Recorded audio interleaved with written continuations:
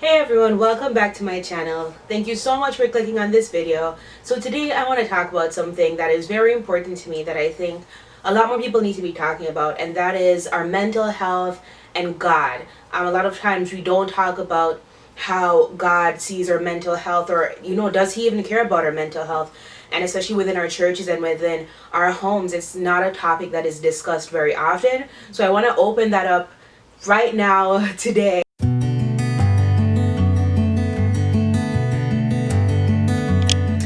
Alright, so in talking about mental health and the Bible, of course, we have to look to scripture to see what God does say about mental health and how he views mental health, and whatever tips or tricks he has to help us in our walk to attain better mental health, or just to have an understanding of what mental health is. But before I go into that, I really want to just have a definition of what mental health is. A lot of times we, as a society, we misunderstand the concept of mental health, and we talk about mental health, when we try to focus on mental health, we always think it's such a negative thing. We confuse mental health with mental disorders, and so it's like, oh, we don't want to say that we are focusing on our mental health because we just have this negative stigma surrounding mental health, when in reality mental health is something that we all should be focused on, that we all should care about, and whether or not you want to acknowledge it or say that it is so, we all struggle with our mental health in one way or another, and it is an active part of how we live our day-to-day lives and how we interact with others and the things that we're able to do in our life. So I just want to pull up a definition of mental health, and it's taken from the mentalhealth.gov, and it says, mental health includes our emotional, psychological, and social well-being. It affects how we think, feel, and act. It also helps determine how we handle stress, relate to others, and how we make our choices. Mental health is important at every stage of life, from childhood and adolescence through adulthood. This is a great definition because it really encompasses all the areas of mental health that we have to deal with in life. I like the fact that it highlights the fact that it's more than just how your brain works. It's how you interact with others. It's how you think. It's how you process things. It's how we choose the things that we choose in life. And the fact that it also says that it affects, or it is a part of each stage of our life. So it's not just about the young ones when they're developing their brains, or about teenagers who are just going through puberty, or young adults who are trying to figure out where they want to go in life, but also adults. No matter where you are on the spectrum of life, mental health is important, and it is a topic that needs to be had in every household, in every church, in every school, because it does affect us in every area of life. And the more that we talk about it, the more that we break down the stigma surrounding mental health, and we are able to just realize that there's nothing wrong with talking about mental health, about addressing the issues surrounding mental health.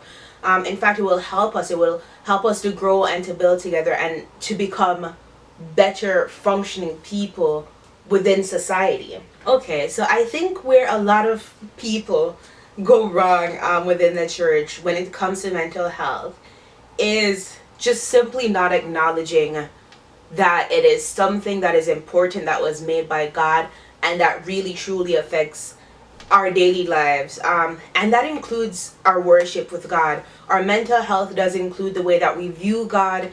It affects the way in which we worship. It affects the way in which we are able to serve. Now, if you are not in a space where you are good, where you're mentally okay, where you are processing things in a good way, you are able to see beyond yourself, it is impossible. It is very hard for you to then worship fully, or to give yourself to God fully, or to go out there and serve others on God's behalf. And the thing is, as a church, as people, as families, we have to start having those discussions. We can't put God and mental health in separate boxes and say that God has no interest in our mental health, because he does have interest in our mental health. And I think a huge issue too is that we like to ignore this and just say, oh, pray about it. And yes, prayer is important. Prayer is beautiful. It's wonderful. It is powerful. But I think we have to be practical and realistic, and we have to sometimes have those conversations and provide the necessary resources for people who are struggling with mental health, the reality of the situation is, I even when Jesus went out to talk to people, to reach people, to preach to people, if he saw somebody who was sick, he would heal them first before he told them about the kingdom, about God, about salvation. If they were hungry, he would feed them first before he would try to get them to be baptized. He always met people's needs first, and then he told them about salvation. If you or somebody in your family or in your church is struggling with mental health, is just not doing good, if they're unhappy, if they're struggling with depression, if they're just having negative thoughts about life and about living, the reality of the situation is they will not be in the right mind space, the right frame of mind to then listen to a sermon, to sing a song, or to offer prayer. Because in that moment, they're the ones in need of, hey, I'm here for you, I can listen to you. Somebody who will offer that practical help. And I said, there's nothing wrong with prayer. You can offer prayer, but you have to offer something else alongside that prayer. You have to offer something that is going to practically, tangibly help that person in that moment of need that they may be having. Another thing is, we like to say that children and youth, young adults, do not experience stress or depression or heavy sadness, or they don't have anything to worry about. And studies are showing more and more, especially in this generation, in the younger generation today, they're experiencing a higher level of stress than any generation before us. They are dealing with things in life that the generation before me and the generation before me didn't have to deal with. And I hear it a lot. Oh, you young people, you guys don't have nothing to worry about. You're not doing this, you're not doing that. You guys aren't married, you don't have kids. And that helps absolutely no one. It really doesn't help anyone. Instead, it discourages and it quiets the young person who may need somebody to share with, because it invalidates their feelings. And that is the last thing that you want to do with somebody who is struggling with mental health, to make them feel like their feelings are not valid, that what they're going through is not valid, or it's not important or big enough to share so that somebody else can help them. You want to ensure that you're creating space, you're creating conversations and dialogues that open that room up to let people know that you can share what you're going through.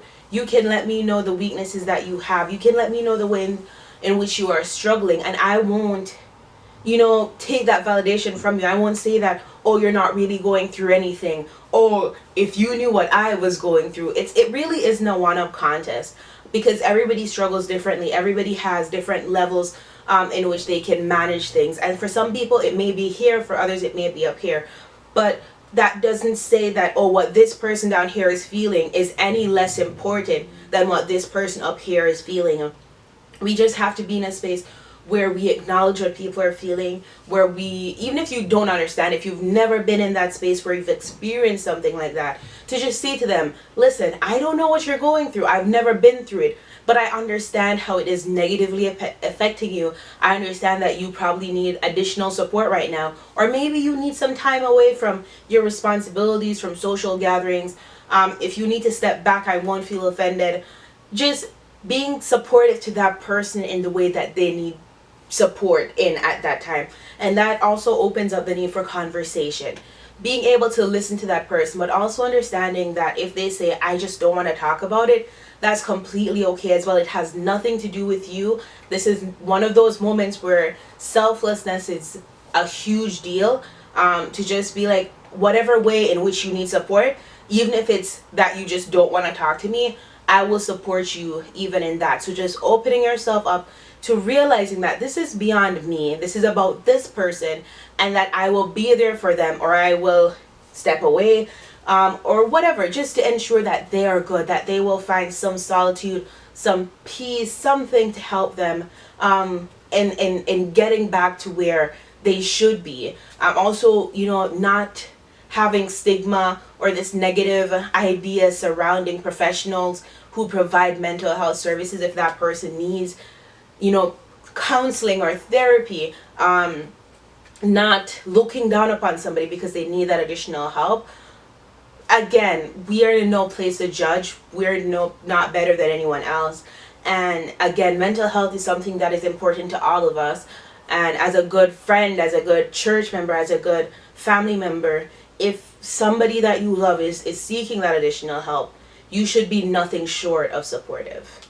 All right, so I'm going to highlight some verses that I think speak to mental health, or speak to how God sees us and his want, his need to commune with us in such a way that will help us to develop our mental health. And I will have this listed down below so that everyone can have access to it. And you can print it off, you can share it with somebody that you think needs it, or if you just personally need it. And the first one is Hebrews 13 verse 5, and it says, God has said, I will never leave you or forsake you. I know a lot of times when I'm feeling sad, or when I'm feeling down, or when I'm going through certain situations, loneliness is a huge part of that. And when we're in situations that are just negative and bad, and for whatever reason it may be, we always tend to feel so alone. Like, no one else will understand what we're going through. No one else has been through what we're going through. No one else will be able to relate, and so no one else can offer advice or support in the way that I will need it. And this just reminds me that God is just like, I'm here with you, I love to say that, he's there in the mountain, and he's on the mountaintop, and he's there in the valley. He is always there, and he's always going through the struggles that we're going through. He never leaves us. And even in your season of sadness, of depression, whatever you're going through, God is there with you. No matter how you feel, no matter if you feel like you're not worthy, you're not good enough, even if you feel like you are alone, just remember that he is with you, and he's there to comfort you, to guide you, to show you how to navigate the situation. And all you just have to do is to say, God, like, here I am. Like, I've tried, I've done my best, and I can't do anything more, so I'm just leaving it all in your hands. The next scripture says, God is our refuge and strength, a very present help in trouble. Therefore we will not fear, though the earth should change, though the mountains shake in the heart of the sea, though its waters roar and foam, though the mountains tremble with its tumult. And here we're just reminded that no matter what is happening around us, God is with us again. He will forever protect us. I love to say too that God will never give us more than we can bear. And even though in your situation, I know you feel like you're about to break, that you can't, you just can't do it. You can't do it anymore. You just want to give in. He is there with you. He's your refuge. He's your strength. He's your very present help in the time of trouble. The concept of not fearing is hard for a lot of people, because when you're in situations that you just don't know the way out, the go-to response is to be fearful, is to be unsure and to be afraid. And here he's saying that, just you don't have to be afraid, because we serve a God that knows the end to the beginning. He knows what is going to happen. He knows why we're in our situation, and he knows exactly how we're going to come out of it, and where he's going to lead us to after we have been in our situations. It always says that there is a silver lining around every dark cloud. There is a light at the end of the tunnel. Jesus is always there to help us, to guide us, and to provide for us a way even when we feel like there is just absolutely no way. Okay, so the next scripture that I want to talk about is Jeremiah 29 verse 11. Another thing that a lot of people struggle with, and I struggle with it at times, is anxiety. We become anxious because we do not know what is to come. We don't understand the plans of God. We don't understand why we're going through certain things, or where he's leading us to next.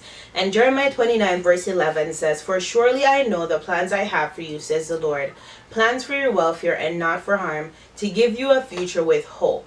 And here we are reminded of God's promise that, listen, regardless of where you are right now, God has a better future for you. He has a better tomorrow for you.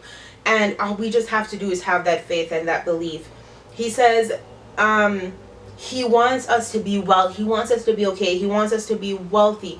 He wants us to not be in harm's way. He has a future of hope for us, a future of peace, a future of love. And I know when I'm in situations where I'm just like, God, like, I don't know where you're leading. I don't know what tomorrow is going to hold. I have to remind myself of this passage and say, I don't know, but God knows, and that should be enough for me. And it is hard. I know it's hard, especially when you're going through certain situations. But if we just remind ourselves of His promises, I promise you that it will get easier. Okay, so the last message, the last text that I want to leave with you is Galatians 6 verse 2. And this more so talks about the way in which that we should approach others who are possibly dealing with mental health. Because I find that, especially within churches or in families, we don't really know how to approach others with mental health issues, or just people who are just not going through, the best of times. We tend to downplay when people just are not doing okay, especially if they have responsibilities. We tend to lack that sympathy and that understanding of, okay, sometimes people need space, they need time to recuperate, to rejuvenate, and so that they can be in a better position to serve and to worship and to praise and to just be themselves. So this says, bear one another's burdens, and in this way you will fulfill the law of Christ. We have this responsibility that if our brother or our sister or whoever is struggling, and we have the ability, we have the capability to step in and to offer that help, to offer that support, it is our duty. It is literally what we are called to do.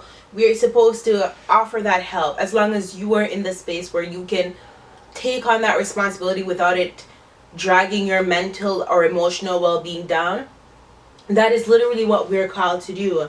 It says that is how we fulfill the law of Christ. The Bible says we're to be our brother's keepers. We are to, in whatever way that we can step in to help somebody, we're supposed to do it without hesitation. To go out there and to say, hey, I see that you're having a rough time. I see that you're having a hard time. Is there any way that I can help? Is there any way that I can be of assistance? Just seeing how you can be helpful, how you can reflect God's love to that person in their time of need. So I hope this video was helpful for you, or helpful in such a way that maybe you can reach out to a friend or somebody that is struggling, and to just open that conversation about mental health and its importance, and the fact that God cares about our mental health and our well-being.